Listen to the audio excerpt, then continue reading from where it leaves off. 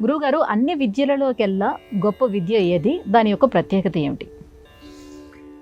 ఒకే ఒక్క విద్య గొప్పదమ్మా. ఆధ్యాత్మిక విద్య గొప్పది. అనేకములైన విద్యలు ఉన్నాయి లోకంలో. ఇవాళ రోజున ప్రత్యేకంగా కనపడుతున్న విద్యలు రెండే రెండు, అరకొరగా మూడోది కనపడుతున్నది. ఎంసెట్ రాసి బీటెక్ ఎంటెక్ చదవాలి, లేదా మెడిసిన్ చదివి డాక్టర్ కావాలి. ఈ రెండిట్లో రాకపోతే సిఏ. ఈ మూడే కనబడుతున్నాయి. బీఈడి చదివి టీచర్గా ఉద్యోగానికి వెళదామనే ఆలోచన ఎవరికి రావట్లేదు. ఇదిగో ఇంకోటి చదువుదాం, ఇంకో పని చేసుకుందాం అనే ఆలోచన ఎవరికి రావట్లేదు.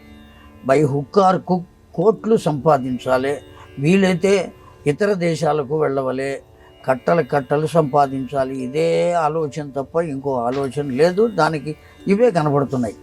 వాస్తవానికి విద్య అనే పదానికి అర్థమేమి? విద్ యా. విద్ అంటే జ్ఞానము, యా అంటే ఇచ్చునది అని అర్థం. విద్య అంటే జ్ఞానమును ఇచ్చునది. ఈ జ్ఞానం ఎన్ని రకాలుగా ఉన్నది అంటే, లౌకిక విద్య, లౌకికమైన జ్ఞానం, పారలౌకికమైన జ్ఞానం. లౌకికమైనటువంటి జ్ఞానం ఈ లోకానికి సంబంధించింది, పారలౌకికమైన జ్ఞానం పరలోకానికి సంబంధించినది.